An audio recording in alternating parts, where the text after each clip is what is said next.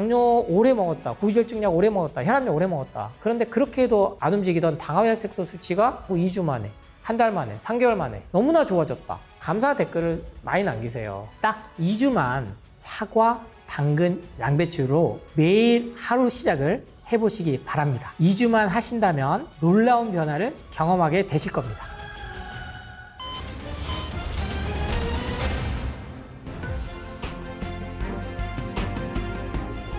비만 다이어트 새로운 유행이 돌고 돕니다만 저는 여러분께 자연에서 온 대로 돌아가만 봐도 몸은 회복한다고 자신있게 말씀드립니다. 즉 채소과외식이죠. WHO 세계보건기구에서 우리나라 국립암센터, 식약처, 보건복지부, 국제암연구소 모든 기관들이 채소과외식을 하루에 400에서 500g은 드셔야 됩니다 라고 강조드린 이유가 있는 겁니다. 하지만 개개인마다 다 다르기 때문에 매일 400에서 500g을 채워 먹어야 된다라고 생각하실 필요는 없고요. 그 중에서도 이 세 가지만 꼭 매일 드시면 된다라고 강조를 드립니다. 우선 이 양배추는 가장 뭐에 좋다? 위에 좋다라는 게 알려졌습니다. 겉껍질에는 뭐 비타민 A와 C, 그리고 칼슘, 칼륨, 그리고 속껍질에는 비타민 U가 풍부하다는 게 밝혀졌는데 그 중에서도 이 심지 부분에 많은 게 밝혀졌어요. 케일이나 브로콜리도 십자가 채소로 대표적인 항산화 성분을 갖고 있다고 알려져 있는데 이 비타민 U가 무려 10배나 많은 게 바로 양배추입니다. 그래서 양배추는 위장에 좋다 이렇게 생각하시면 돼요. 이 U가 그 궤양을 뜻하는 뜻이거든요. 위에 염증을 나타내는 것들을 콕 집어서 정말 개선을 시킨다라는 게 확인이 돼서 비타민 U를 지칭을 했기 때문에 얼마나 좋겠어요. 그런데 이 양배추도 정말 각광을 받고 효과가 확인이 되니까 특정 성분인 고이트로젠을 딱 집어와가지고 갑상선암, 특히 갑상선 항진증, 저하증이 있으신 분들은 드시면 안 된다. 고포드맵 식품이다. 과민성 대장증후군 있으신 분들은 드시면 안 된다. 이런 공격적인 마케팅이 막 쏟아져 나왔습니다. 하지만 그렇지 않다 여러분. 양배추는 특정 성분만 뽑아내서 드시는 게 아니라 모든 걸 같이 드신다. 뭐 혈당 걱정도 당연히 없는 거고요. 튀긴 음식 안 드실 순 없죠. 그럴 때 이렇게 같이 곁들이면 좋다. 그 정도로 소화기관을 회복시킨다. 그리고 항산화 성분도 있어서 위암 환자들이 가장 먼저 먹는 게 양배추 착즙이기도 합니다. 우리나라만 이 양방 한방이 나눠져 있어가지고 밥그릇 싸움을 너무 심하게 해가지고 병원만 가면 한약 먹으면 안 돼. 뭐 착즙 먹으면 안 돼. 특히나 착즙 먹으면 간 공격해. 지방간 갖고 와. 혈당을 올려. 이렇게 해서 못 드시지만 실제로 병원에서 포기하신 많은 말기암 환자들이 드시는 게 녹즙, 양배추즙 이런 착즙이에요. 실제 오래 사십니다. 왜? 제가 지난 10년간 임상에서 그런 분들을 너무 많이 봤어요. 위암 환자? 양배추부터 드셔보실까요? 양배추 비싸게 안 드셔도 된다. 착즙부터 유기농으로. 뭔가 첨가 안 된 걸로. 그래서 저는 양배추만큼은 여러분이 두려워하지 않고 드셔야 되는 채소 중 하나다. 근데 양배추는 자꾸 먹다 보면 먹을만해집니다. 아삭아삭 식감도 맛있고요. 근데 양배추는 비린 맛이 조금 있어요. 아린 맛이라고 하거든요. 그 특유의. 그래서 처음부터 너무 욕심내지 마시고 소량으로 시작을 조금씩 양을 늘려가는 게 중요하다. 그러면 이 양배추를 먹을 때 이 아린 맛을 뭐가 잡아주냐? 바로 당근입니다. 쉽게 구할 수 있어서 평소에 무시하게 되는데 괜히 말밥인 게 아니에요. 말도 당근이 주식은 아닙니다만 당근을 정말 너무나 좋아한다는 거죠. 자, 여기서 우리가 하나 또 생각해 볼 수 있어요. 정말 힘이 좋은 말. 더 힘센 동물 뭐예요? 코끼리. 다 채소간식합니다. 똑같은 포유류예요.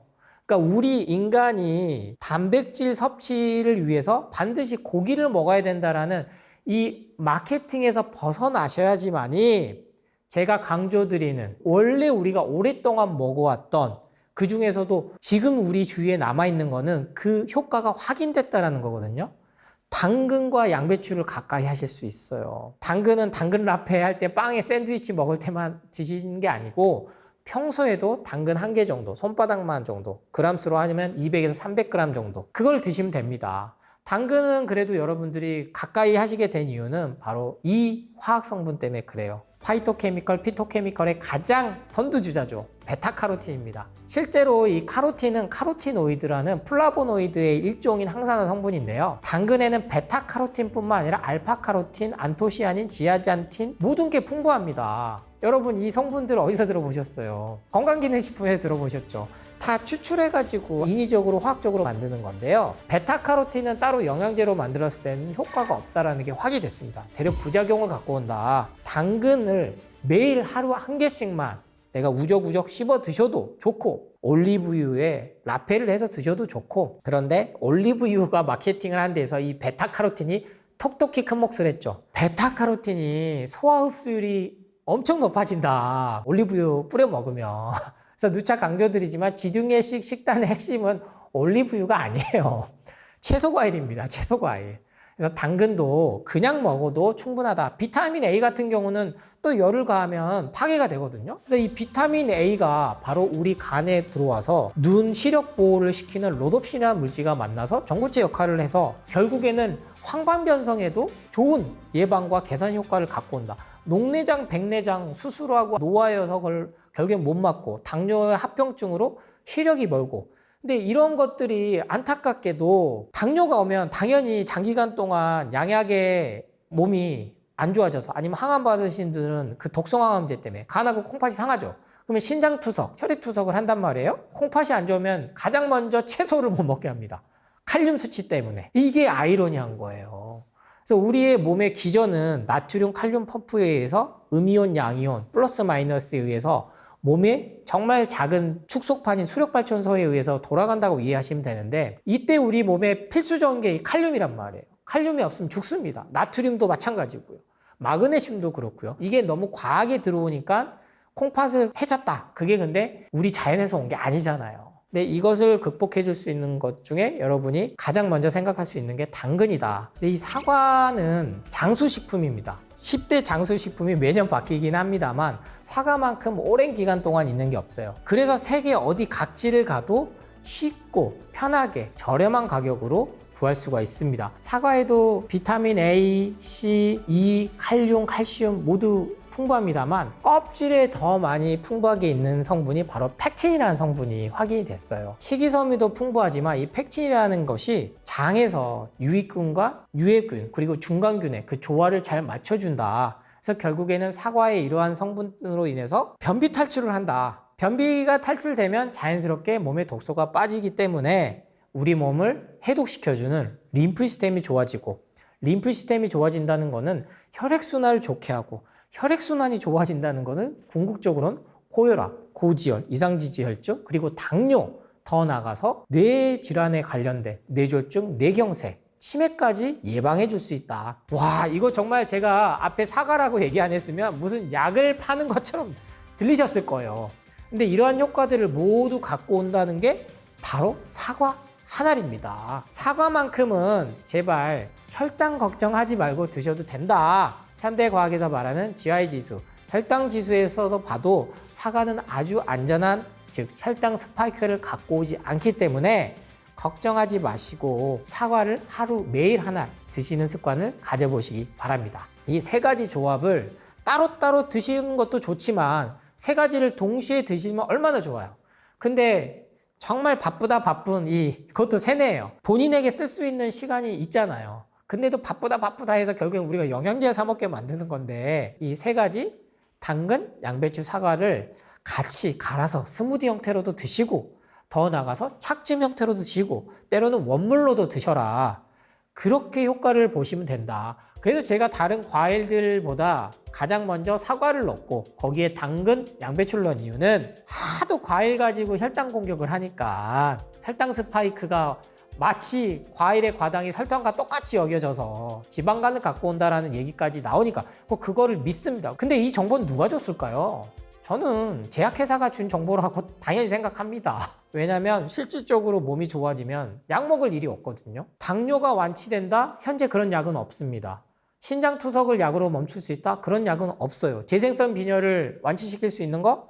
결국에는 자연에서 주는 비타민, 무기질, 미네랄을 통해서 항산화 성분을 통해서 항염증, 항암을 한 이 채소과일을 통해서 우리가 살도 빠지고 동시에 질병까지 완치할 수 있다는 사실을 꼭 기억하시고, 여러분이나 저나 원래 갖고 있는 자연 치유력 고유의 힘이 있다는 걸 믿으셔야 된다는 겁니다. 거기에 가장 핵심으로 작용하는 게 채소과일식이기 때문에 세계 유수의 암센터, 메이오 클릭이나 메모리얼 슬론 캐더링, 벤나일 병원 같은 최고의 요양기관들은 자연치유 방식이 이미 유일하게 암을 극복하고 고통 없이 지내다가 완화치료를 하다 갈 수 있는 걸 알고 아침마다 사과 주스, 당근 주스, 양배추즙을 실제 환자들에게 다 줍니다. 이거 3가지 섞어서 한번 드셔보시기 바랍니다.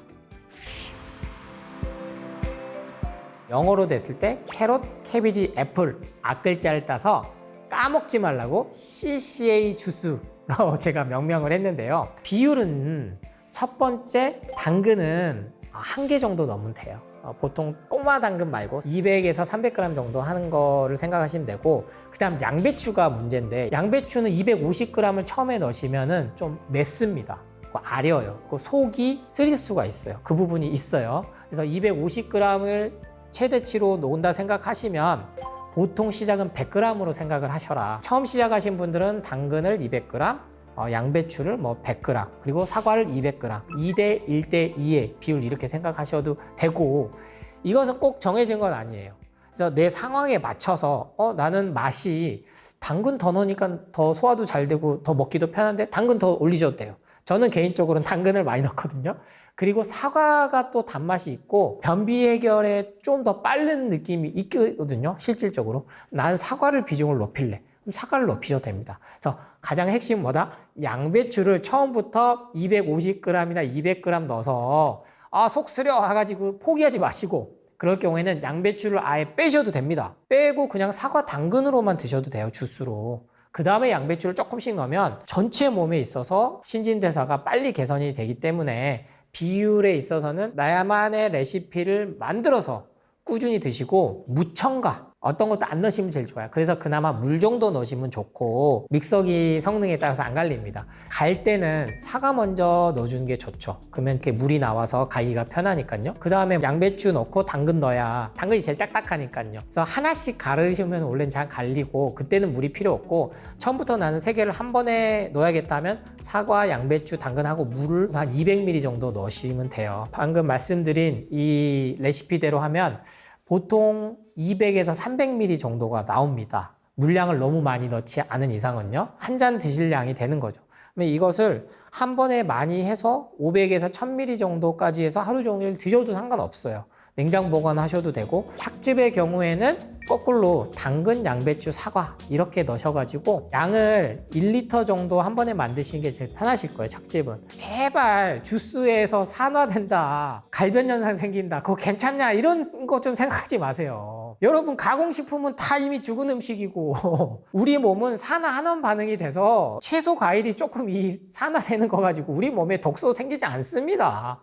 그래서 길게는 일주일 정도도 냉장 보관해서 드셔도 무방하다.